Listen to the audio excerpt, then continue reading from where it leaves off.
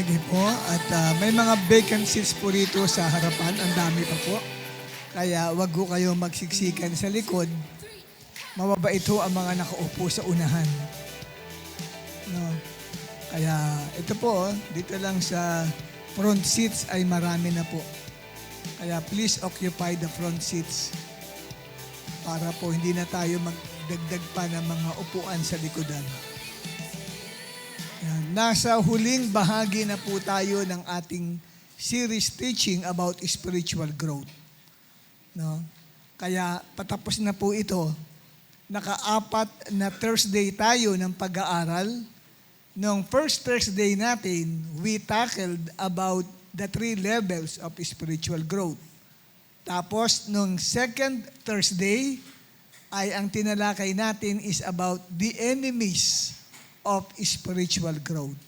And then last Thursday, we discussed about the kind of heart, di ba, necessary for spiritual growth. Yung uri ng pusong kailangan sa paglagong espiritual. At ano yung uri ng puso na yon? Matabang puso. No? Yan. At ngayon naman ay yung last natin, na tatalakayin natin is God's instrument for spiritual growth. Mga kinakasangkapan ng Diyos para tayo lumago sa ating spiritual na buhay. So, let me just remind you of the 3 levels of spiritual growth.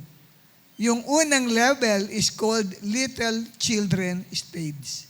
Dumaan muna sa pagiging sanggol, tapos nakagraduate sa pagiging sanggol, naging isang maliit na bata, tumatakbo na, malakas na. Okay? Hinahabol na ng magulang. At nakakakain na mag-isa. Kasi may mga bata nakakakain na mag-isa, hindi na sinusubuan.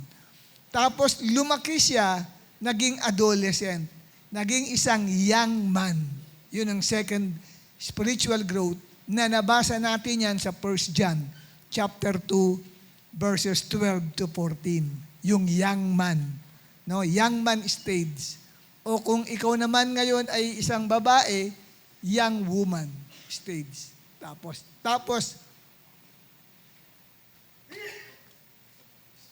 sino hindi naligo dito? Biglang kumati ang aking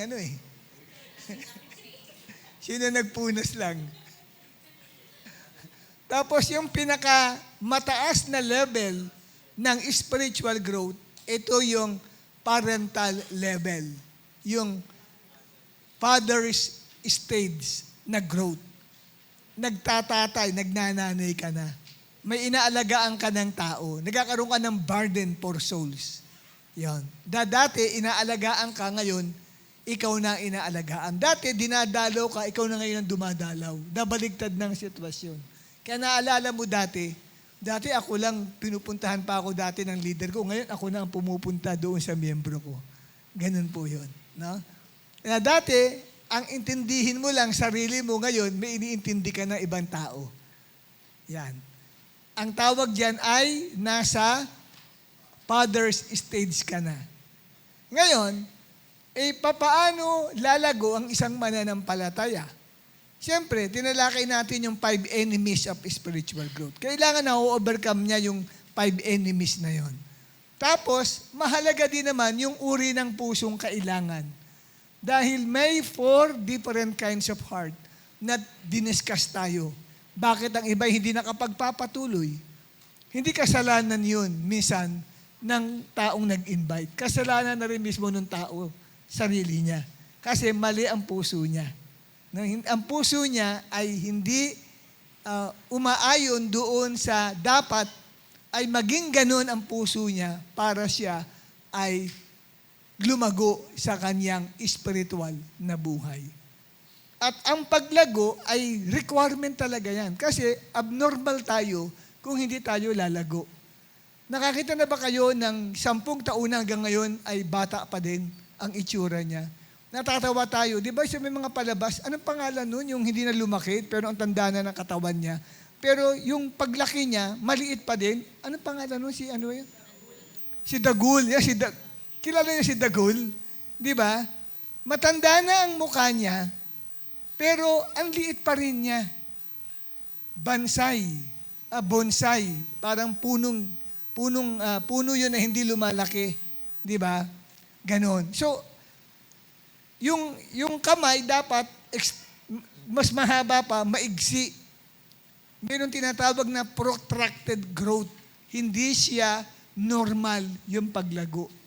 Kung tayo natatawa sa mga panood natin, kay Dagul, pero spiritually speaking, pag tinignan ka ng Diyos, baka ganun din ang itsura mo kung hindi ka nag-grow. Okay? At ilang taong ka na ba na nag-serve kay Lord? Tatanungin ka, ilang taong ka na ba nakakilala kay Lord? Sasabihin mo, 5 taon na ako, yabang-yabang mo pa. 10 taon na ako, nauna pa ako sa inyo. Pero ang tanong, ikaw ba ay nag-grow sa spiritual mo? Kasi hindi pinag-uusapan kung ilang taong ka na nakakilala kay Lord, how many years ka nang nag-serve kay Lord through this church. Minsan ang yayabang natin, di ba, no? Ako 20 years na ako, ikaw kabago-bago mo pa lang. No, hindi mo pwedeng ipanghawakan na mas matagal ka. Kasi, ang mahalaga dito ay kung nararanasan mong lumago ka sa spiritual mong buhay. At ang paglago ay hindi po ito yung marami kang nalalaman sa Bible. Ang dami mong knowledge sa Bible. Hindi po. Ang number 1 spiritual growth ay yung character development.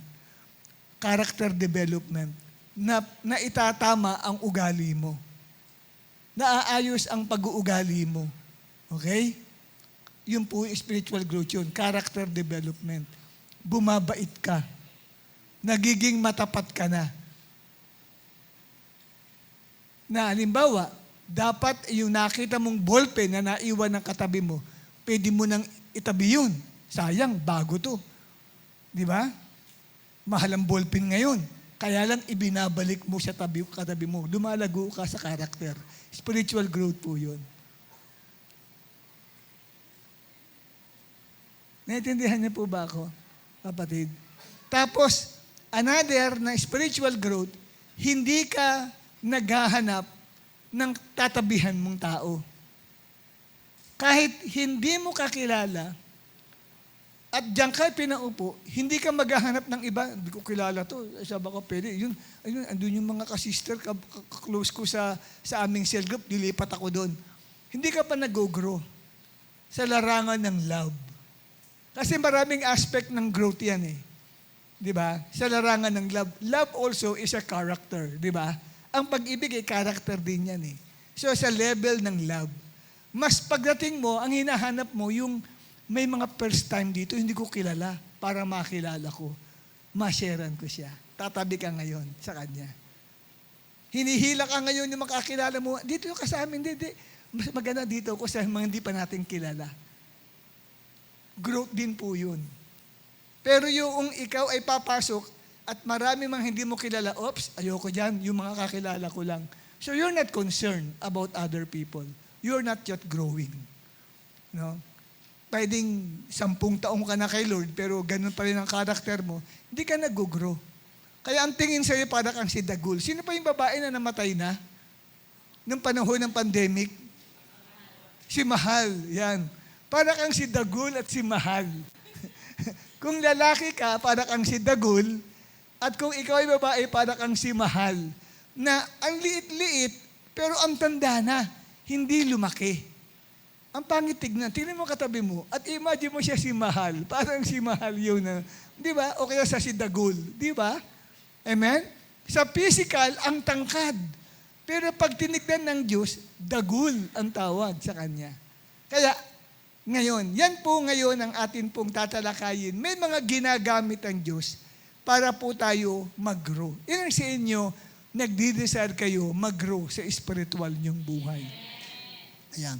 Kasi, kahit maganap kayo sa reference sa Bible, nakalagay doon eh. Lumago tayo eh. Puro lumago, lumago, lumago, lumago. Ngayon, what are God's instruments for our spiritual growth? May 5 bagay akong ibabahagi sa inyo na instrumento o pamamaraan o kinakasangkapan ng Diyos para mag-grow tayo. Number 1 is spending on time with the Word of God. Isang pamamaraan para mag-grow ang isang mananampalataya ay nag-uukol ng panahon sa salita ng Diyos.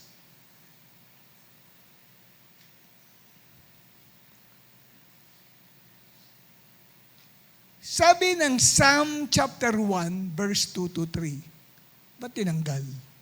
Babasahin nga natin. Pakibalik po yan. Yan. Psalm, kala niya iba na yung talata eh. Psalm chapter 1, verse 2 to 3. Ano ang sabi? But his delight is in the law of the Lord, and on his law he meditates day and night. He is like a tree planted by streams of water that yield its fruit in its season, and its leaf does not wither. In all that he does, he prospers. Yung bibigyan natin ng pansin dito ay yung salitang meditation. Ilang sa inyo nakapagbabasa naman kayo ng Bible? Taas ang kamay. Pero totoo bang naranasan nyo mag-grow ka spiritually? Kasi sa totoo lang, ang dami kong kakilala, nagbabasa ng Bible araw-araw, pero hindi po nag-grow spiritually. At nagsasabi sila. Sabi nga nila, hindi ako naniniwala. Sabi sa akin, Pastor Ferdina, ang salita ng Diyos makapagpapalago spiritually sa isang tao. Bakit? Sabi ko. Kasi ako araw-araw ako nagbabasa, pero feeling ko hindi ako nag-grow sa spiritual kong buhay sabi, tinuturo ninyo ang salita ng Diyos ay kailangan para mag-grow spiritually. Hindi naman po ang pagbabasa ang pamamaraan para mag-grow ka. O kaya paramihan ng chapters para lumago ka sa spiritual mong buhay na binabasa na Biblia. Hindi po. Kundi nariyan po ang susi kung papaano ka lalago sa pamagitan ng salita ng Diyos. Ang sabi, He meditates day and night. Minimeditate ang Word of God. Kasi minsan pag tayo nagbasa, parang comics lang. Hindi narirehistro sa isip natin. Nakakalimutan pa nga natin yung binasa natin Di ba? So, ang tamang paraan para mag-grow ang isang mananampalataya spiritually ay dapat ang salita ng Diyos ay kanyang minimeditate. It doesn't mean na nakapagbasa ka ng Bible ay ikaw ay lalago na. Hindi po. Dapat ay in-depth ang iyong pagbabasa ng Bible. In-depth. Ano ibig sabihin ng in-depth? Kailangan ay pinag-iisip mo siya. You ponder. You think and think and think it over and over and over. Until na yung binabasa mo ay nag-saturate sa mind and heart mo. Naging part na siya ng isipan mo. Naging bahagi na siya, kapatid, ng iyong pong bibig o pananalita. At naging part na siya ng iyong mga imagination. Yun po ang ibig sabihin ng meditation. Naging bahagi na siya ng iyong pag-iisip. Part na siya. Okay? Hanggat hindi ganun na nangyayari, hindi mo nakukuha yung sustansya ng salita ng Diyos. At hindi makapagpapalago sa iyo yun. Ang sabi nga, kapatid, dito sa meditation na binabanggit, sana, so Colossians 3:16-17, Pinoy version to, sana mapuno ang buhay nyo ng salita ni Christ. At pag puno ang buhay natin ng salita ni Christ, turuan at sabihan ninyo ang isa't isa na may buong karunungan. Diyan ko nakuha yan. Na pag ang salita ng Diyos ay na-meditate mo, nagiging bahagi siya ng iyong kaisipan. Kasi ang pagtuturo, kailangan isip. Amen? Paano mo maituturo kung hindi pumapasok sa isip mo? Nagiging bahagi siya ng iyong kaisipan. At nagiging bahagi siya ng iyong sinasalita. Kaya, ang sabi, turuan at sabihan ninyo ang isa't isa na may buong karunungan. At nagiging bahagi siya ng iyong bibig sa magitan ng pagkanta, pag-awit. Inaawit mo yung salita ng Diyos na binabasa mo. Sabi, kumanta kayo ng mga salmo, hymn at spiritual songs sa Diyos nang may pasasalamat sa mga puso ninyo. At bahagi siya ng iyong ginagawa. Yung salita ng Diyos na iyong nabasa. Verse 17, sa lahat ng sasabihin at gagawin ninyo, gawin nyo sa pangalan ng Panginoong Hesus at magpasalamat kayo sa Diyos dahil sa Kanya. So, pag ang salita ng Diyos ay mineditate natin, inisip natin, pinagbulay-bulay natin, nagiging bahagi siya ng ating pag-iisip. Nagiging bahagi siya ng ating pananalita at nagiging bahagi siya ng ating ginagawa. Doon lamang nag-grow ang isang tao pag mineditate niya ang salita ng Diyos. Ngayon, to further enlighten you about this meditation, ito ay parang salitang rumination. Meditation is likened to rumination. Ang rumination, yan yung pamamaraang ginagawa ng mga tupa at ng mga baka at ng kambing. Pag sila ay kumakain ng mga grass at ng mga plants. Okay? Yan po ay kanilang tinuchew. Ano Tagalog yung chewing? Nginunguya nila yan 100 more times until na yung kinakain nilang damo at kinakain nilang halaman ay ma-digest sa kanila pong bituka. Para sa hindi nakakaalam, ang tupa, ang baka, at ang kambing ay may 4 na uri ng bituka. Ang tao, 2 uri lang ng bituka tayo. Una ay large intestine, ikalawa small intestine. Pero ang sheep, may 4 stomach po yan, o intestine. Una ay tinatawag na rumen. Ikalawa ay reticulum. Ikatlo ay tinatawag na obasum. At ika-4 ay abomasum. Dito sa first 3 na stomach na compartment na yan, yun pong kinakain nila na mga damo at na mga halaman, kasama na yung mga matitinik-tinik dyan, no? Na mga branch na maliliit, na ginunguya, maigi. Ano po, dinadaan nila yan dito sa unang-unang stomach nila sa rumen. No? Pinipilit po yan na yan ay talagang ay dikdiking maigi sa rumen. Tapos, ipapasok nila sa ikalawang bituka nila, ang tawag ay reticulum. Pag po naramdaman ng reticulum na hindi pa lubos, na tuluyang nadurog itong mga grass at mga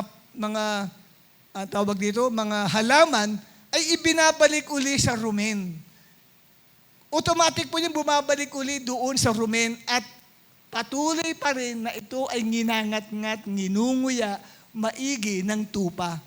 At pagkatapos niyan, saka ipapasok uli ng tupa sa reticulum, tinanggap ng reticulum, at ipinasok sa obasum.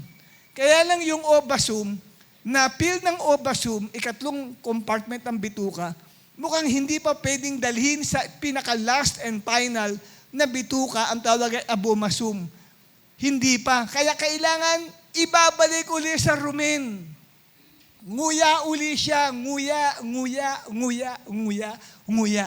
Kaya nangunguyaoy. No? Nguya ng nguya. Hanggang po sa ito ay tinanggap ng ikalawang bituka ng tupa, reticulum, tapos pumasok sa obasum, and then last and final stomach, ang tawag ay abomasum, tinanggap niya na. Ibig sabihin, digested na. At mula doon sa ika-4 na bituka ng tupa, ay madidistribute ngayon sa bawat area ng internal organs ng sheep, yung nutrients na nakuha doon sa mga kinain na mga grass at na mga halaman. So, ganyan din po ang meditation. Nginunguya ang salita ho ng Diyos. Hindi ho isang daanan lang. Isang beses mong binasa para akala mo okay na. Magtataka ngayon, ba't panghina ko pa rin sa temptation? Bakit ang lalamig pa rin ako? Nagbabasa naman ako ng Bible. Hindi ba? Nagtataka yung iba eh. Kasi nga, hindi mo naman talaga kinain at hindi na digest at yung nutrients ng Word of God hindi talaga i-distribute sa bawat spiritual organs ng buhay mo. Ang sabi ng Bible, di ba, tayo'y tinawag na mga tupa ng Panginoon. Kung ang tupa ay may 4 na uri ng bituka, spiritually speaking, may 4 na uri ng bituka ka din bilang tupa ng Panginoon. Kaya kinakailangan, yan ay ginunguyang maigi. Hanggang sa mapuno ang ating isipan, mapuno ang ating pong bibig, mapuno ang ating ginagawa ng salita ng Diyos.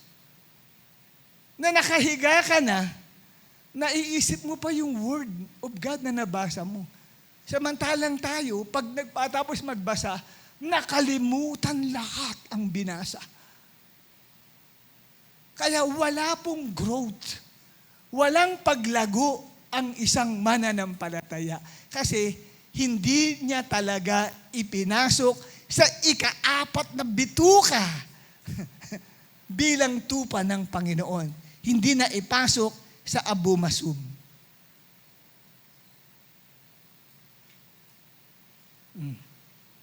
Isipin niyo po yan, kapatid. Yan ang isa sa instrument ng Lord, ang Word of God. Kasi marami na nagtatanong niyan sa akin noon pa eh. Sinasabi mo, Brother Perdy, lalagot ako sa spiritual. Ngayon wala eh, bagsak pa rin ako eh. Nagbabasa naman ako ng Bible. Nagme-memorize din ako ng verse sa Bible. Akala nila pag memorize lang at pagbabasa lang ng Bible, yun, hindi. Kailangan kainin mo, nguyain mo siya. Ang tanong, kapatid, kung memorize mo yan, pag nahiga ka ba, yan ba rin ang laman ng isipan mo? Pag gising mo, yan agad ang laman ng isipan mo. Kung hindi, hindi mo siya nanguya. At pag nanguya mo yan, wow, kapatid. Ang sabi nga ng Colossus kanina na binasa natin, nagiging bahagi siya ng ating karunungan. Di ba? Nagiging bahagi siya ng ating bibig. Lumalabas sa bibig natin ang salita ng Diyos. Tapos, nagiging bahagi siya ng pang-araw-araw nating ginagawa sa buhay natin. Yun po ang ibig sabihin ng meditation. At pag nag-meditate daw, ano ang sabi sa inilintulad, ang isang tao, pag na-meditate niya ang salita ng Diyos, balikan natin yung Psalm chapter 1, verse 2-3. Yung awit, 1, talatang 2-3. Di ba? Verse 2 ang sabi, and he meditates. Hindi lamang day, pati gabi. He meditates day and night. So, meron ka sa umaga, meron ka sa gabi. Tapos, verse 3, maitutulad siya ngayon sa isang puno na itinanim sa tabi ng batisan, na nagbubunga sa kanyang kapanahunan. At yung kanyang dahon hindi natutuyo. Di ba? At ang lahat ng ginagawa niya, nagtatagumpay. See? Ngayon, pag tinuro yan, hindi binibigyan ng atensyon yung meditation. Basta lang basahin ang Biblia, pagpapalain na kayo ng Diyos. No. Kaya tuloy yung pag ginawa, wala nangyayari. Sabi nila tuloy, sinungaling ang Bible. Hindi ako naniniwala. Kasi wala naman nangyayari sa buhay ko. Lahat ng ginagawa ko, bigo. Para akong isang halaman na natutuyo. Nagbabasa naman ako ng Bible. Ang problema, hindi ka nagme-meditate. At yung meditation ay tawag ay rumination. Katulad ng tupa na kanyang nginunguya ang salita ng Diyos. Kaya pag yun, kapatid, ay nginuya mo, at may nakausap kang tao, yun ang lalabas sa bibig mo. Uy, alam mo, ito nabasa ko. Sabi dyan, no? Kasi yun na nasa isip mo na eh. Word of God na siya. Kaya pag may tukso, hindi umuubra yung tukso eh. Hindi makapasok ang negative thoughts. Hindi makapasok ang lustful thoughts. Hindi makapasok ang anumang mga evil thoughts sa iyo. Kasi bakit? Nasaturate ang mind mo eh, ng word. Lalago ka nga talaga. Magugulo ka talaga. At makita natin sa 2 Timothy chapter 3, verse 16 to 17. Ang salita ng Diyos ay instrumento para ma-develop ang ating karakter at lumago tayo spiritually. Ano ang gamit ng Word of God? 2 Timothy 3:16 to 17. All Scripture is breathed out by God and profitable for teaching, for reproof, for correction. Yan ang ayaw natin. You know, pag hindi ka na kinokorek, hindi na Word of God ang pinangangaral. Pag wala kang naririnig na koreksyon sa buhay mo, hindi na salita ng Diyos yun. Kung puro motivational ang naririnig natin, sa church, maraming happy sinners. Bakit sinabi kong happy sinners? Sapagkat hindi nadidil ang kanilang mga pagkakamali. Uuwi sila, masaya sila. Hindi tinamaan ang ginagawa nila mga kasalanan sa buhay nila. Diba? Pag pinangaral ang Word of God, laging may correction ka. Pag hindi pinits ang Word of God, walang correction yun. Uuwi ka, nakangiti ka pa rin. At yakap-yakap mo pa rin ang kasalanan. Kasi anong gamit ng Word of God? For reproof, for correction, and for training in righteousness. So sinasanay tayo para sa kabutihan. That the man of God may be complete. Hallelujah. Yung completeness dyan, spiritual growth po yun. Amen. And pagka ikaw, kapatid, ay lumago na, you are now equipped for every good work. Handa ka na sa lahat ng gawain ng mabuti. Kasi na-develop ang iyong karakter, lumago ka sa spiritual mong buhay sa pamamagitan ng salita ng Diyos. Kaya whenever the Word of God is preached, laging may correction yan sa buhay mo. Kasi pag gumamit ng talata sa Bible, sapul ka parati. Mag-iisip ka nga bakit kaya ganun? Lagi nila, pag ako nakikinig ng preaching, lagi nila akong tama. May tama ako parati.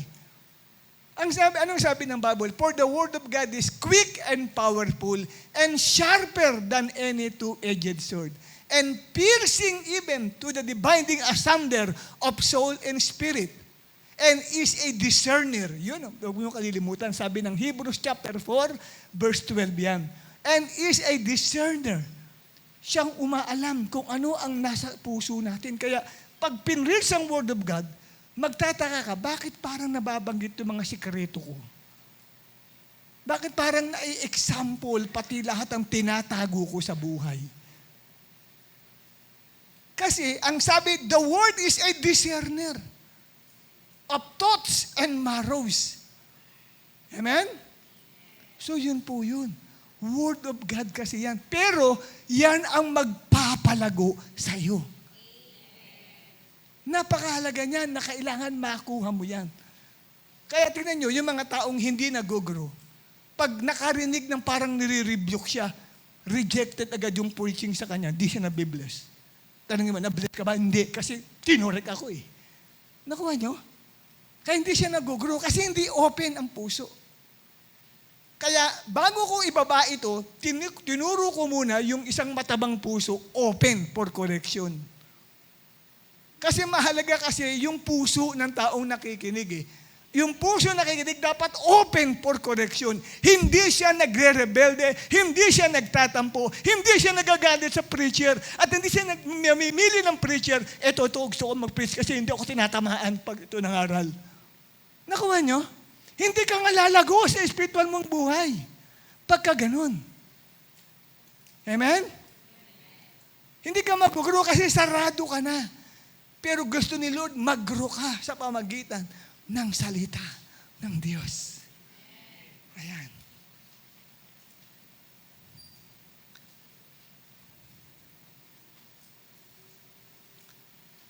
Kaya makita nyo yung taong mabilis mag-grow. Sa preaching pa lang, umiiyak na yan. Umaaray-aray na yan. Tumutulo na luha niyan.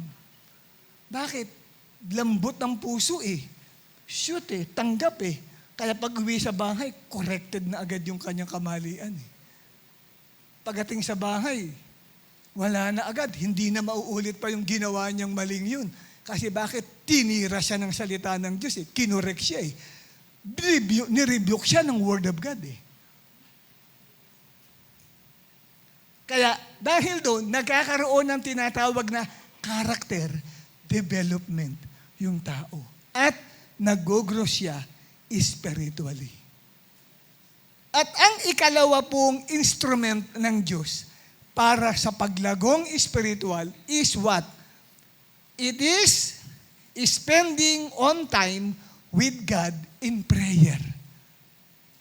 Spending time with God in prayer. 1 Thessalonians chapter 5, verse 17. Ano ang sabi ng ESV version? Pray without ceasing. What does it mean? It means never stop praying. Huwag kang tumigil sa pananalangin. Naalala ko ang sabi ni David Hernandez, isang kilalang preacher ngayon. He said, prayer transforms your very being. Ang panalangin daw, nakapagpapabago ng buo mong pagkatao. Pag ikaw ay nakikipag-usap kay Aba, binabago ang buo mong pagkatao.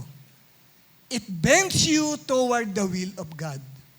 Talagang ikaw ay ipapasakop niyan sa kalooban ng Diyos. Matututo kang mag-bend. Bend me, O Lord. O bended knees I come. Anong sinod doon? Pakilakas nga yun. O bended knees I come. Ba't ko? Silot ba yun? Kala ko galing sa ilalim ng lupa ang tinig. Anong galing sa ilalim eh, no ha? Okay. And subject the desire of the sin nature. Pinapailalim ang atin pong kalikasan sa paggawa ng kasalanan. Ganyang ka-powerful ang prayer. Pero, may nagsabi din sa akin yan, Pastor, hindi ako naniniwala dyan eh. Kasi pray ako ng pray, hindi rin ako lumalago. Kahit tignan mo pa yung attendance sa prayer meeting eh, lagi akong nariyan. Pero, nag-develop ba ang karakter ko? Hindi eh. Kamukha pa rin daw niya si Satanas. Hindi rin siya nag-grow spiritually. Pero, nagpipray naman siya.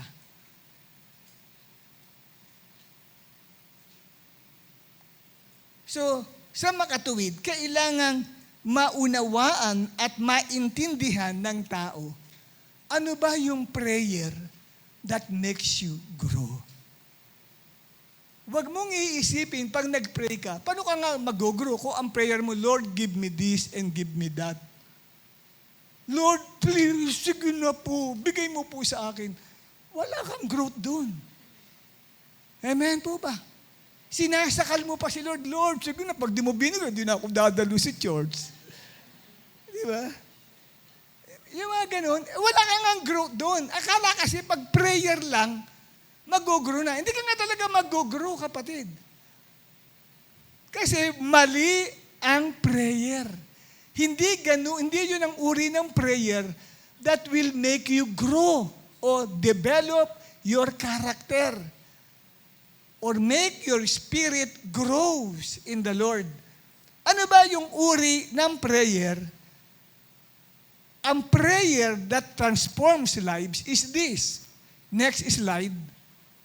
Sabi, not all the prayers that we do can transform us, but only the prayer that is inspired by the Holy Spirit is effective and can build up our faith in God. Ang panalangin inspired ng Holy Spirit, yun ang prayer na makapag-grow sa iyo. Paano mo nararanasan na inspired ka sa prayer? Pwede ba namang inspired ka sa prayer? Inaantok ka mag-pray. Tinatamad-tamad ka. Di mo alam kung ano sasabihin mo, Lord, puro Lord. Ano nga ba ang sabihin ko? Lord. Di ba? Wala. Hindi inspired yun. Pag sinabing inspired, energized, pinapalakas ng Espiritu ang prayer mo. Anong sabi ng Jude 1:21? Ito ang prayer that builds up your faith. Ito ang panalangin na kapagpapalago sa pananampalataya mo. Anong sabi? Pakibasa nga ni, ano pangalan mo nga pala? Kapatid ni Chelsea ito eh. Itong si ate. Kapatid niya, si ate. Di ba si ate yan eh? Di ba? Ate, pakibasa nga ang Jude 1 verse 21. Si Fatima ba? Pamela. Pamela, kindly read Jude 1:21. Bigyan mo ng mikropono na si Ate Pamela. But you, beloved, building yourselves up in your most holy faith and praying in the Holy Spirit. Yan, salamat. Mukhang galing ka sa concert, ha? Paus si sister, Sister Pamela. Ang sabi, but you, beloved, building yourselves up in your most holy faith. Building yourselves up. Ano yung sabihin ng building yourselves up in your most holy faith? Paunlarin nyo. Palaguin nyo ang inyong pananampalataya. Patatagin nyo ang inyong pananampalataya sa papagitan ng praying in the Holy Spirit. Prayer that is energized and inspired by the Holy Spirit. Yun ang uri ng prayer na naglalago ka. Ewan ko, na-experience niyo ba yan? It is more than speaking in tongues. Kasi akala ng iba, pag sinabing praying in the Spirit, parang, hurra, babay. No, hindi rin lahat ng mga nag-speaking in tongues ay yun ang paraan ng paglago. Kundi uri ng prayer, energized, inspired by the Holy Spirit. Example ni Jesus na prayer niya, hindi siya naiinip. Pag nanalangin si Jesus, nagsimula ng hapon, natatapos ng gabing-gabi na inaabot pa na madaling araw. Magagawa ba natin yun kung di tayo inspired and energized by the Spirit? Tatama rin ho tayo. Ito po yung panalangin, sarap na sarap ka manalangin. Na ayaw mong mahinto kung maaari. Hindi ka aware sa paligid mo, hindi ka aware sa gagawin mo. Wala yun, nakalimutan mo lahat yun. You are caught up by the spirit of prayer. That is the prayer energized and inspired by the Spirit.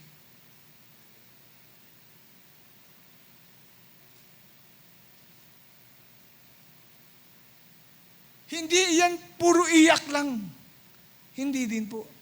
Kasi ibang klase ho yan. Kaya nga may inspiration. Yan ang nakapagpapalago na uri ng prayer. At may kasamang yang groanings. Romans chapter 8, verse 26 to 27. Kung merong tayong po pwedeng ipakita sa kanila, ang Roma 8:26 hanggang 27.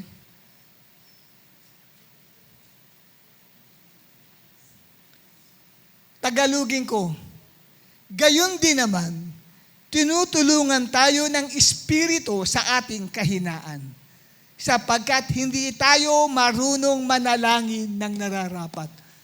Sabi ni Pablo sa mga believers sa Roma, hindi tayo marunong manalangin ng tama. Tinutulungan tayo ng Espiritu ng Diyos. Sa pamagitan ng daing, sa paraang hindi natin kayang sambitin. Dumadaing, prayer, na may daing, galing dito yun, dito po galing yun. Hindi po galing dito sa lalamunan. Dito galing yun. Na umiiyak siya. Wow! Pag naranasan mo yun, kapatid, magugro ka. Dumadaing, may hibik. Ang sakit nga lang talaga dito yun. Yan ang prayer inspired by the Spirit. Verse 27, tandaan nyo, wordless language yun. Kasi, minsan di natin alam kung ano yung sasabihin natin kay Lord eh. Amen? Pero ang wordless language yan. Ang sabi ng talatang 27, at ang Diyos na siyang nakakasaliksik sa puso ng tao, ang siyang nakakaalam kung ano ang kalooban ng Espiritu, sapagkat ang Espiritu ang namamagitan para sa atin ayon sa kalooban ng Diyos. Yung prayer energized by the Spirit, ang Espiritu ang nag-i-intercede. Siya yung nananalangin, ginagamit ka lang ng Panginoong Diyos. At yun yung perfect prayer na hindi kayang tanggihan ng Diyos. Wow. Groanings. Yun yung groan, nag-groan. Dumadaing, humihibik na panalangin. Wow. Kaya hindi porke prayer na makapagpapalago na. No, kailangan in-depth yung ating teaching about this kasi spiritual growth to eh. Kailangan in-depth teaching about prayer. Hindi ito yung puro hingi ka lang. Talagang hindi ka nga lalago. Para kang si Yoyoy, yung umawit si Yoyoy ba yun? Yung umawit ng bil mo ko niyan, bil mo ko nun. Anong pangalan nun? Si Abse Pentonovia pa yung umawit na yun. Bil mo ko niyan, bil mo ko nun. Di ba parang gano'n na puro hiling ka, Lord, bigay mo sa akin to. Lord, ganito, ganyan. Wala kang paglago. Puro ka hiling, puro ka hingi. Kaya alam na ni Lord, lalapit ka pa lang sa Kanya, alam niya na, ito na si hingi. Paano ka lalago? Ang tingin sa'yo ni Lord, si hingi. Oh, ayan naman. Lumuhod na si hingi. Di ba? Wala kang paglago. Kailangan maranasan mo yung in-depth prayer. Groanings. Wow, ang sarap nun. Pag naranasan natin yun, kapatid. Yung ganung uri ng prayer. Patay ang oras dun. Hindi mo oorasan yun. 1 hour lang tayo, ano? Pwedeng kinabukasan na ang uwian nun. Kasi pag nag-groanings ka, wala na, talagang, baka ang mangyari kapares ka ni Brother Dodi nung araw, nung bagong atin ito. Bagong atin ito, grabe, mula doon sa dulo, umaabot hanggang dito, gumugulong yan, oh. Parang bola na gumugulong.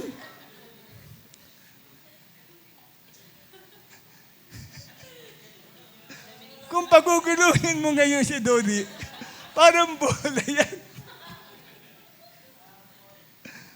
Mula doon, aabot hanggang dito. Sample. Noong mainit pa siya sa Panginoon noon.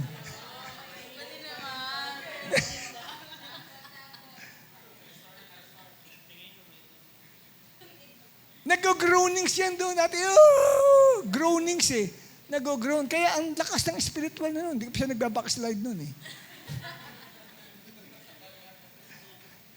Ang kasi ng lamig, ng hina, wala na. Wala nang paganon-ganon. Parang turumpo eh. Oh, talaga naman oh. Paganon-ganon, kaya humarang ka, sasagasaan ka eh. Tataob ka eh. Lalo na ngayon, sa laki ng tiyan ni Dodi, palagay ko, pag hindi ka nasagasaan, parang kasi nagasaan ng pison. Okay? Nakikinig pa ba kayo sa akin? At ang ikatlong uri ng instrumento ng Diyos sa paglago.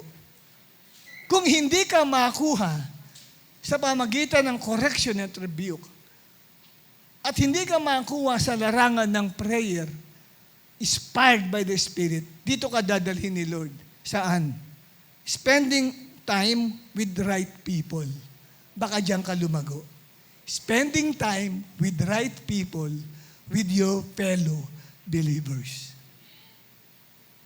Hindi ka talaga lalago kung laging ang kasama mo yung mga unbeliever mong classmates. Yun ang kaututang dila mo.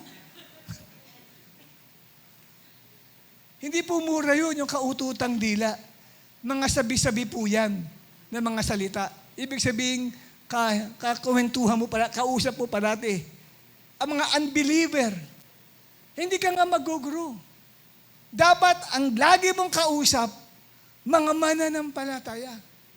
Kung unbeliever siya, may limit ka lang. At may purpose ka kung bakit mo kinakausap ang isang hindi mananampalatayang kaibigan mo para mag-witness. The rest, wala na.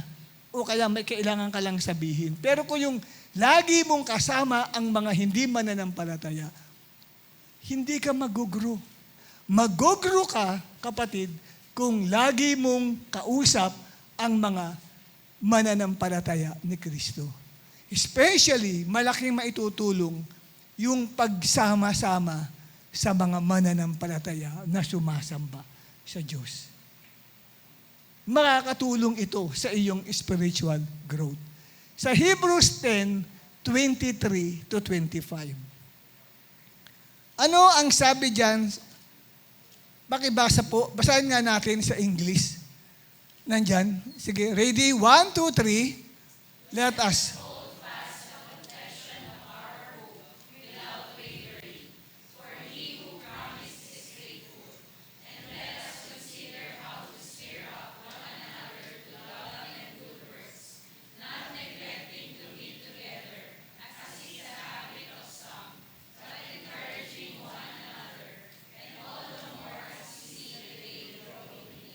Yes. Ano, kapatid, ang itinuturo nito? Next slide natin. Upang maranasan natin ang paglagong espiritual, kailangang connected ka sa mga kapatid mo sa Panginoon. Hindi po pwedeng nag-iisa ka lang. Uma-attend ka sa church at mamaya last 5 minutes ng preaching, naka-ready na ang iyong dadalhin. Parang akala mo, ready ka nang tumakbo no? Tapos pag pinatayo na, punta ka na agad sa likuran. At noong nag-benediction, sabay labas at alis na agad sa bahay. Uwi na agad sa bahay. No, hindi ka mag-grow pagka ganun.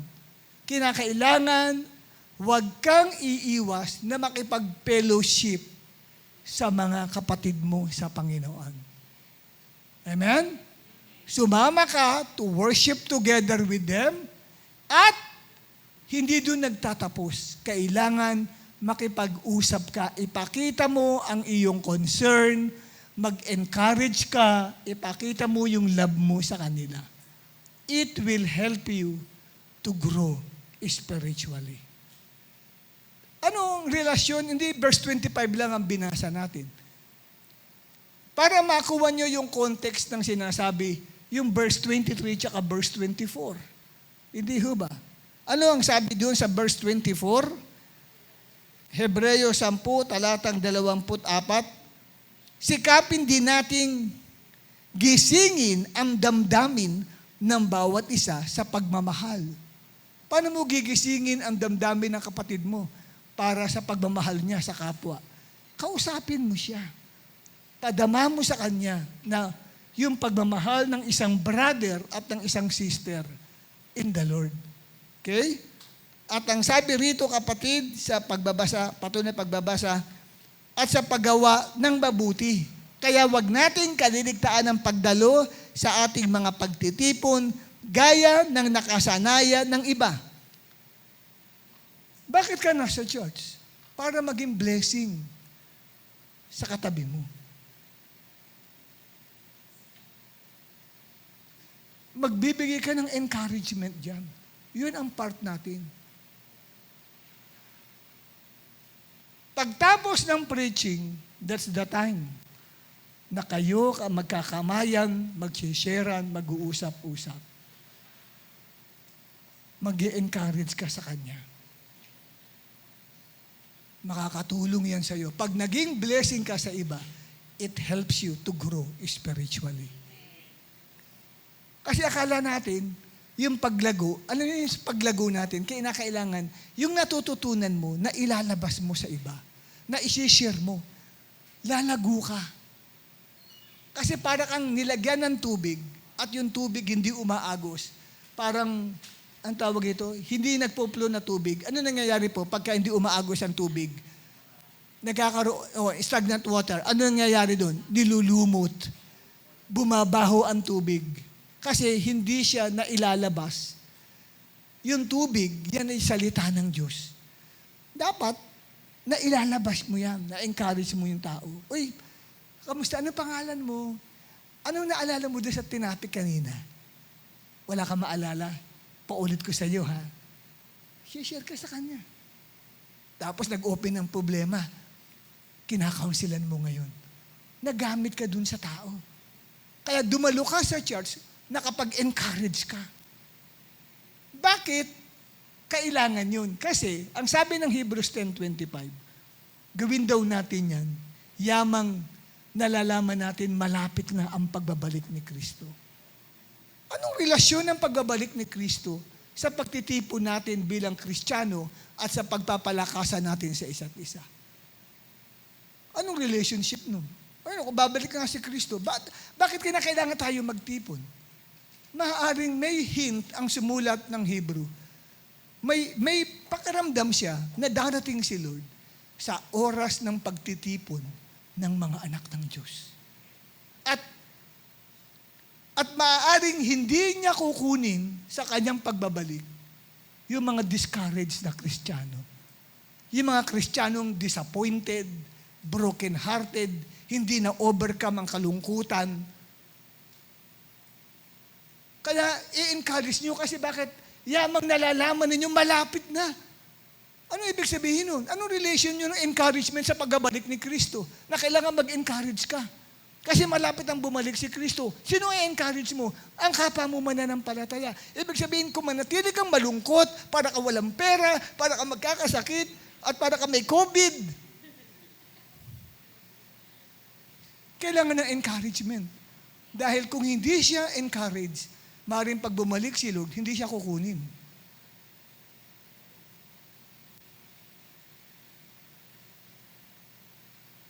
Diba? Nadi-discourage. Parang ayaw na magpagamit, ayaw nang dumalo sa gawain sa Lord. Wala nangyayari sa kanyang buhay.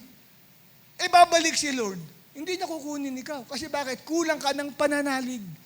Kaya sabi sa Luke 18 verse 8, sa pagbabalik ng anak ng tao sa mundo, makakita kaya siya ng pananampalataya. Yun ang kanyang hinahanap, yung faith. Kasi oras na ikaw ay nag-entertain ng discouragement, nawawalan ka ng pagtitiwala sa Diyos. Amen, mga kapatid? At yun ang role natin. Encourage natin ang bawat kapatiran.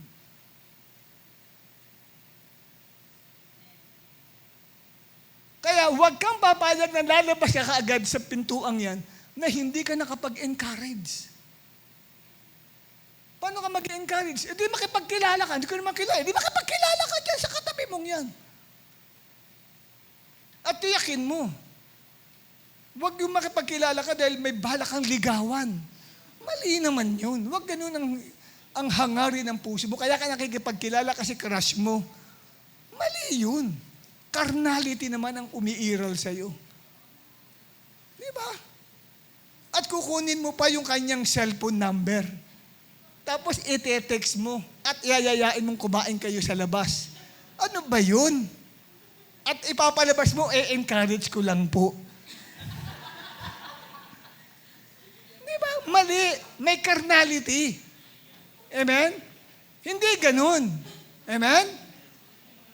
Kasi gusto mong i-encourage siya sa Panginoon. At with matching iyak pa yan, habang nag-share ka, nagulat ka, umiiyak yung i-encourage mo.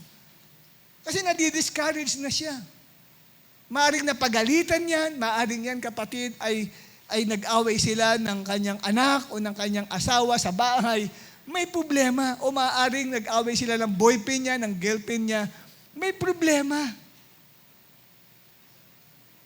Eh anong rule natin? Sabi, Hebreo 10:25. Pakibasa nga natin sabay-sabay. Yung verse 25 lang. 1, 2, 3. Not neglecting to meet together, as is the habit of some, but encouraging one another, and all the more as you see the day drawing near. Ano yung day? The day of Christ's return is drawing near. So wag natin payagang discourage yung tao. Kasi pag dumating si Lord, maiiwan yan sa rapture. Walang kukunin si Lord sa pagbabalik niya na discourage. Yun ang rule natin. Amen? Oh, tingnan nyo, nagamit ka. Di ba pag nagamit ka sa tao, anong feeling mo? Wow, di ba parang ang saya-saya mo. Kasi nakakapag-grupo yun. Nagamit ka. Tapos isang araw may magbalik na next Sunday, may nagpapatotoo. Balak na palang magpakamatay nung sister na yun. Hindi lang niya sinabi ko sino nag-share sa kanya. Sinabi lang niya, may katabi ako noon, nag-encourage sa akin. Hindi ko na po tinuloy ang pagpapakamatay ko. Tingnan mo, may nasave ka pang buhay. Amen? Oh. Eh kung ikaw ang nakarinig nun, ako yung ginamit na yun. Di ba magtataas lalo ng iyong faith yun sa Panginoon? Amen po ba? Talaga ma-encourage ka lalo. Lalago ka. Yun po. Ang paglago kasi kailangan ginagamit ka ng Panginoon. Hindi po yung ginagamit ka na nagalampaso ka, naglilinis ka sa CR. Hindi yun. Kundi nagagamit ka para mag-encourage sa mga taong nawawala na ng pag-asa. Malungkot na malungkot na yung kanyang mga mata ay parang iiyak na. At pinipilit gumiti. Kasi kahit may dinadalang ang bigat-bigat sa puso, pero pag ikaw ay kinasangkapan ng Diyos, may problema ka din halimbawa, pero nagamit ka sa iba, nagugulat ka. Pati yung problema mo nakalimutan mo. Iba rin kasi pag nagagamit tayo. Amen? Kaya itong this coming Sunday na ito, magpagamit kayo sa ibang tao. Hindi ang hahanapin mo agad yung kapwa mo. Sister, wala lang alisan. Paano yung iba? Yung iba naman, dito lang, nakautayo lang, naghihintay lang kung sino may lalapit. Diba? Wala kang pakialam sa iba. Hindi ganun. Hindi ka mag-grow. Amen? Sabi sa katabi mo, kapatid, mag-grow tayo. Ngayon, bago tayo dumako sa ika-4, maaaring gustong-gusto ni Lord lumago ka. Idinaan ka sa Word of God. Ni-rebuke ka pa, pero hindi umubra, rebuke. Sabi siguro ni Lord, ang hirap palaguin itong anak kong ito Nire-review ko na nga sa Word of God. Sarado pa rin siya. Ikalawa, sa prayer. Hindi pa rin nakuha sa prayer. Tamad manalangin. At ikatlo, gusto na nga gamitin ni Lord sa ibang mananampalataya, ayaw magpagamit. Sinasabing nahihiya ako eh. Gustong palaguin ni Lord. Itong ika-4 para lumago siya. Ano yung ika-4? Sufferings. Bibigyan ko ng katakot-takot na problema ito. Anong gusto ninyo? Problema o tanggapin mo na lang ang salita ng Diyos? Bibigyan ko siya ng mga heart-rending, mga painful experience para lumago siya. Di ba? Ano, gusto mo, mag-encourage ka na lang o bigyan ka ng maraming problema? Basahin natin yung nasa ilalim ng number 4, sufferings. Yung real spiritual growth. Ready? 1, 2, 3.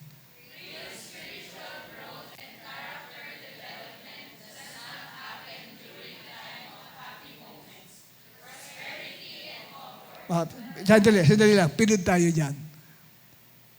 Huwag niyong iisipin na yung paglago mo sa spiritual, doon lang sa panahon na masaya ka. Wala kang problema. Iniisip mo yung kalalago. Nagkakamali tayo dyan. Continuation ng pagbasa. But rather, 1, 2, 3.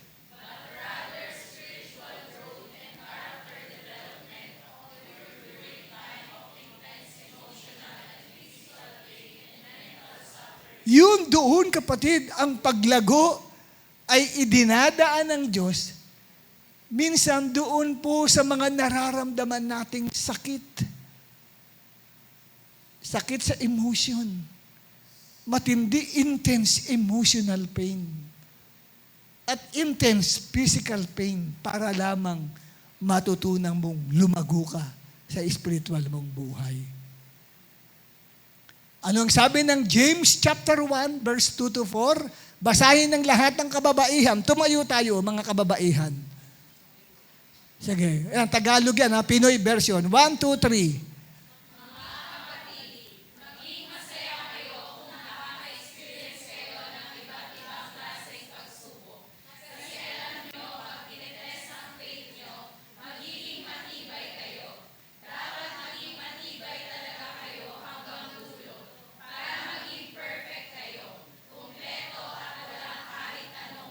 Amen. Pag dumating daw ang problema, anong reaction mo dapat?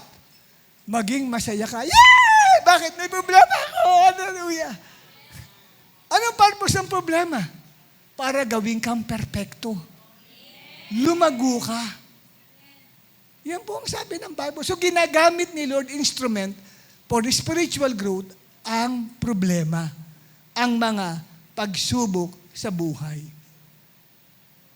Alam niyo, may isang kwento. Naikwento ko na ito dati. Nung nag-preach ako about the wonders of suffering. Isang kabataang aktibo sa church nila ang lumapit sa isang matandang pastor nila. Sabi niya, Pastor, tulungan mo po akong lumago sa akin pong spiritual na buhay. O sige, pwede pong magpa-pray. Pag-pray niyo po ako na lumago. O sige, halika rito, pasok ka sa opisina ko. So pumasok po yung isang young people at tinawakan siya sa kamay at mamaya ay nag-pray sila. At ang sabi ng pastor, Panginoong Diyos, hinihiling ko sa inyo, bigyan mo ng maraming problema ang kabataang ito.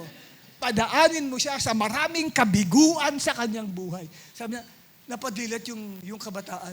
Sabi niya, Pastor, hininto niya, Pastor, sandali po. Hindi po yun ang hinihingi ko na bigyan ako ng problema. Ang hinihingi ko po, palaguin po ako ng Diyos.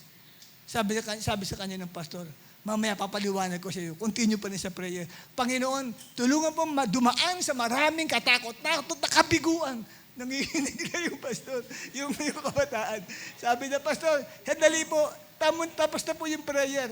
Hindi po yan ang hinihingi ko, yung mga kabiguan sa buhay. Tapos sabi niya, bago ka umalis, buksan mo sa James chapter 1, verse 2 to 4. Paano ka lalago spiritual? Kailangan mo ng mga pagsubok sa buhay para ikaw ay maging perpekto at hindi lacking nothing for you to grow.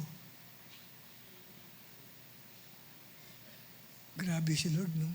Kung hindi ka makakuha sa rebuke ng salita ng Diyos, dadaling ka sa maraming problema. Ano, mamili ka dun. Pamimiliin ka ni Lord eh.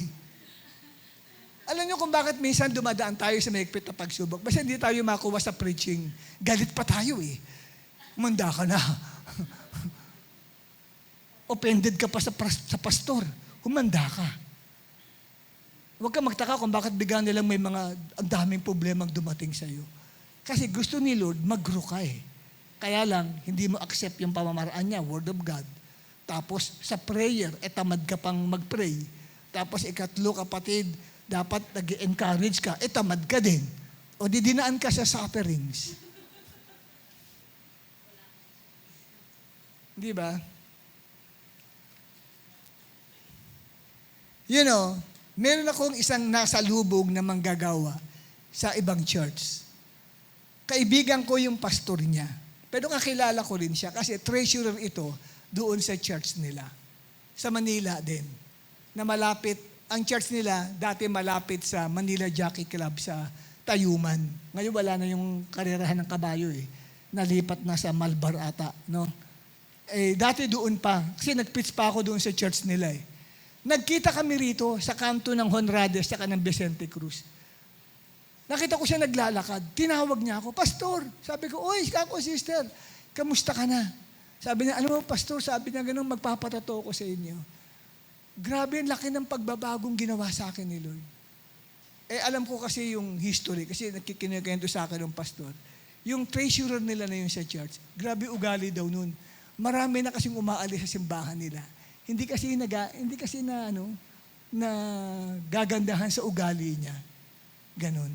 Na-offend yung mga members, na-offend yung mga bago, na-offend yung mga leaders, kaya nag-aalisan sa church. Sabi sa akin ng pastor, yun, yung treasurer ko na yun, kilala mo yun, di ba, Pastor Perdi? Oo, sabi ko ganon. Pero nung magkita kami, sabi niya, alam mo, pastor, sabi niya, inaamin ko, marami akong hindi magandang ugali, pero ngayon, bumait na ako, pastor, sabi niya. Nag-grow na ako. Sa paanong paraan? Sabi niya, kasi, sabi niya, nanganak ako sa ikalawa kong anak. Sabi niya, 6 months ago, nung kabuwanan na niya, sinugod na siya sa ospital. At pagkatapos, ang sabi ay 1 centimeter pa lang. So, naghihintay pa ng paglaki pa nung puwerta niya para mailabas ang bata. At nung time na yun, yung bata ay parang nadumi na ata doon sa loob ng tiyan niya. O kaya ay naihina. Kailangan mailabas yung bata. Nag-decision ngayon sila. Uoperahan ka. Noong sinaksakan siya ng pampamanhid, nung pinipitik yung niya, sabi niya okay na. Kaya lang nung hiwain na ng blade, naramdaman niya, sabi niya, sandali po, ang hapdi. Pwede pa po maglagay. Ano mo sabi nito sa kanya? Mataas na yung binigay namin sa iyo na level ng pampamanhid. Hindi umubra ang pampamanhid. Inopera siya na damam-dama niya ang lahat ng pain. Hindi tumalab ang pampamanhid, biniyak ang kanyang tiyan. Sabi niya, sabi sa akin, alam mo, Pastor Perdi, sabi niya, habang damang-dama ko yun, naalala niya lahat ng mga bagay, ng mga ugali niya. Sinabi, Lord, iiwan ko na lahat yun, mga bagay na bagay na yun. Sabi niya, I went into a deep physical pain to change me.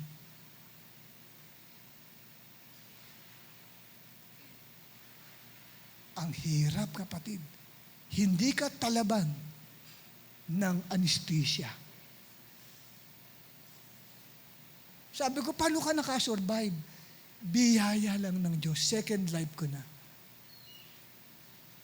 Kaya ang sabi niya, dinalo ko lahat yung mga umalis sa church, humingi ako ng tawad sa kanila dahil sa naranasan niya.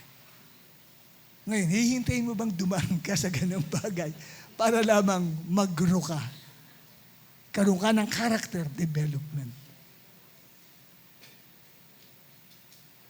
Yun lang tayo, pag nasugatan, nilagyan ng mertiolate eh. Aray ko, ihip-ihip, di ba? Masakit. Ito pa kaya, kapatid, na hindi tablan ng anesthesia yung operasyon sa'yo. Biniyak siya. Ang tiyan niya, hindi tinabla ng anesthesia. See? Sabi niya, naranasan ko ang mag-grow, but God allowed me to undergo severe testing in my life.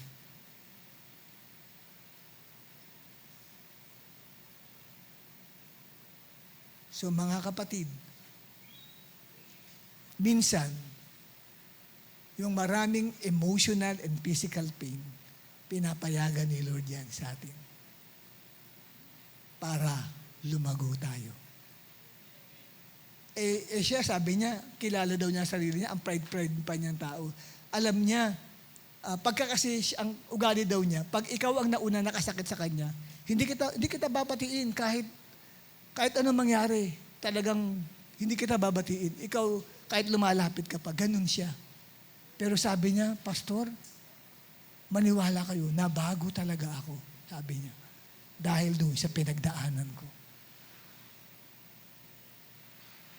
Ikaw, hintayin po bang dumaan ka sa ganoong matinding pain sa buhay mo para mabago ka?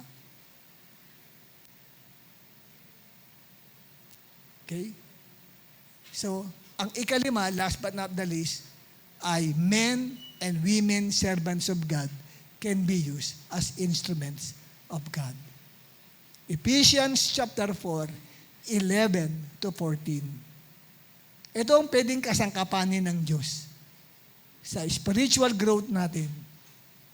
And He gave the apostles, the prophets, the evangelists, the shepherds and teachers to equip the saints for the work of ministry, for building up the body of Christ until we all attain to the unity of the faith and of the knowledge of the Son of God, to mature manhood, to the measure of the stature of the fullness of Christ. In other words, maging perpekto tayo sa paglago. Sino pwedeng gamitin ang mga ginagamit niyang apostol, propeta, ebangelista, pastor, at guro? Sila po, kapatid, ang mga kinakasangkapan ng Diyos para po tayo ay lumago. And verse 14, para hindi na tayo matulad pa sa bata na tinatangay kung ano ang marinig na aral, doon na lang. No, madaling dayain, madaling lokohin, ganun ang bata eh. Ayaw ni Lord yun. Kailangan mag-mature tayo. Amen po ba, mga kapatid? So, yan. Ngayon, napakahalaga na atin pong malaman dito na ang mga, next slide natin, ang mga tao, ginagamit sa atin yan, mga leaders natin. Pero, hindi natin dapat sila i-idolize kung ginamit sila ng Panginoon sa atin. Sabi sa unang Korinto 3, 4 hanggang 5, pag sinasabi ng isa sa inyo, kay Paul ako, tapos yung isa, kay Apollos ako, anong pinagkaiba ninyo sa ibang tao? Sino ba si Apollos? At sino ba si Paul? Pareho lang kami na nagsiserve kay Diyos. Ginamit para maniwala kayo kay Christ. Ginagawa lang ng bawat isa sa amin ang trabahong binigay sa amin ng Panginoon. Bagamat may ginagamit si Lord ng mga ngaral, pero hindi dapat natin nakatuon ang atensyon natin sa kanila na nagtuturo sa iyo, inaalagaan ka para lumago ka. Hindi po. Hindi dapat natin silang gawing parang si Christ o i-idolize natin sila. Next natin na slide. Sa halip, isentro natin ang isip natin sa Diyos. Bakit? Verse 6, ano ang sabi ni Pablo? Ako ang nagtanim, si Apollos ang nagdilig. Anong ibig sabihin yan? Kasi sa Korinto yan ha. Ang unang nangaral sa church sa Corinth ay si Apostle Paul. Nakapagwagi siya ng mga tao. Kaya lang umalis siya, nag-mission siya. Ang pumalit ay si Apollos. Siya ang nagtanim, si Apollos ang nagdilig. So, ibig sabihin, yung pagdalo pala natin every Sunday sa church ay pagdidilig yan. Nataniman kayo ng binhi, para lumago ka, kailangan dinidiligan. Parang, di ba ang halaman puno, pag di mo diniligan yan, hindi lalago yan, mamamatay yan. Yung pag-attend pala natin consecutively ay kailangan Kasi pagdidilig yan sa atin. Kaya ang sabi ni Pablo, ako ang nagtanim, si Apollos ang nagdilig, pero dahil sa Diyos, kaya tumubo at lumaki yung halaman. Ang Diyos ang dahilan, bakit ka lumago. Hindi importante yung nagtatanim at yung nagdidilig. Ang Diyos ang importante. Kasi siya ang bumubuhay at nagpapalago sa halaman. So, si Lord ang nagpapalago sa isang tao. Maging sa isang cell group nyo. Huwag mong isipin sa husay mo, kaya mo napapalago yan. No, si Lord ang nagpapalago. Gusto mong lumago ang cell group mo, lumuhod ka parati kay Lord. Kasi dapat nasentro sa Kanya. Verse 8, pareho lang ang role na nagtatanim at nagdidilig. At bibigyan ng Diyos ng reward ang bawat isa sa kanila, depende sa trabahong ginawa nila. Sabi ni Pablo, partner kami sa pagsiserve sa Diyos at kayo ang bukid ng Diyos. So, ang Diyos ang nagpapalago sa isang tao. Kaya, bagamat may nag-aalaga sa iyong leader, wag yun ang i-idolize mo. Si Lord lang. Dahil siya ang tunay na nagpapalago, ginagamit lang yan para diligan ka. Amen po ba? Kaya kahit anong dilig, pero kung hindi naman palalaguin ni Lord, wala rin. Kaya nakasalalay kay Lord ang lahat ng paglago. Ikaw ay parang isang halaman. Lumalago ka ba? Yun ang tanong. Nag-grow ka ba, kapatid? Amen? Time check is 9:35. Okay? Sige, dyan tayo, lahat tayo tumayo at tayo ay